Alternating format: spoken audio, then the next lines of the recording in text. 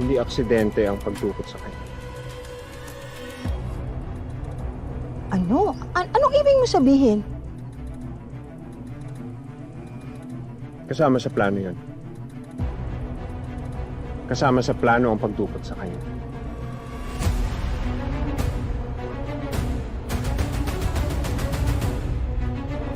Paanong nangyari? Si Shaira.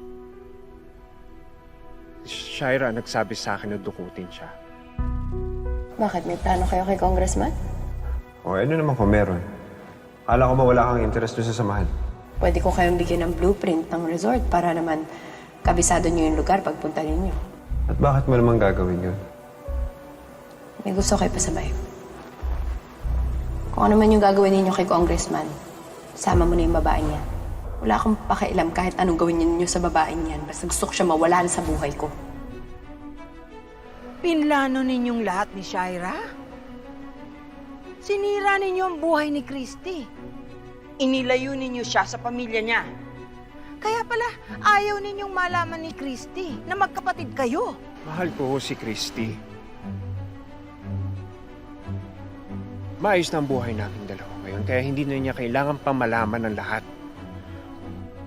Pero nakukonsensya ka pa rin, hindi ba? Dahil kung hindi, hindi mo sasabihin sa akin. Leon, hindi mo ba nakikita yung kasalanan ninyo kay Christy hanggang ngayon pinagdurusahan niya?